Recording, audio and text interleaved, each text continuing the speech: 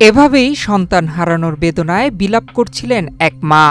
তার আহাজারিতে ভারী হয়ে ওঠে চারপাশ। বাড়ি থেকে ডেকে নিয়ে দিনের আলোয় প্রকাশ্যে কুপিয়ে হত্যা করা হয়েছে এক যুবককে। বগুড়ার শাহজাহানপুরে ঘটে যাওয়া এই নৃশংস ঘটনায় পুরো এলাকায় চাঞ্চল্যের সৃষ্টি হয়েছে। 23 এপ্রিল বৃহস্পতিবার দুপুরের দিকে উপজেলার বনানী এলাকায় এ ঘটনা ঘটে। করোনা বা যে কোনো ভাইরাসের এগেইনস্টে ফাইট মানি ব্যাকট্রলের লেফট রাইট। নিহত রকি গন্ডগ্রাম উত্তরপাড়া এলাকার বেলাল হোসেনের ছেলে।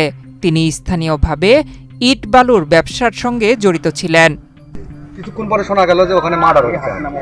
তারপরে দেখি যে রকি ওখানে পড়ে আছে, তো আর বিভিন্ন অস্ত্র সরঞ্জাম আছে, মোটরসাইকেল এগুলো পড়ে আছে। তারপরে আমি লাশের সাথে তো মেডিকেলে চলে আসি। পুলিশ ও স্থানীয় সূত্রে জানা যায়, দুপুরে বনানী কাস্টমস অফিসের সামনে একদল দুর্বৃত্ত রকিকে কুপিয়ে ফেলে রেখে যায়। পরে খবর পেয়ে পুলিশ ঘটনাস্থলে গিয়ে তার মরদেহ উদ্ধার করে। এ সময় নিহতের মায়ের আহাজারিতে পরিবেশ ভারী হয়ে ওঠে। নিহতের বড় ভাই রানা জানান, মোবাইল ফোনে কল দিয়ে তার ভাইকে বনানী এলাকায় ডেকে নেওয়া হয়। এরপর স্থানীয়দের কাছ থেকে তিনি জানতে পারেন সেখানে তার ভাইয়ের মরদেহ পড়ে রয়েছে। পরিবারের দাবি, পরিকল্পিতভাবে ডেকে এনে রকিকে হত্যা করা হয়েছে। তবে পুলিশ জানিয়েছে, অস্ত্র ছিনতাই সহ বিভিন্ন অপরাধে রকির বিরুদ্ধে একাধিক মামলা রয়েছে।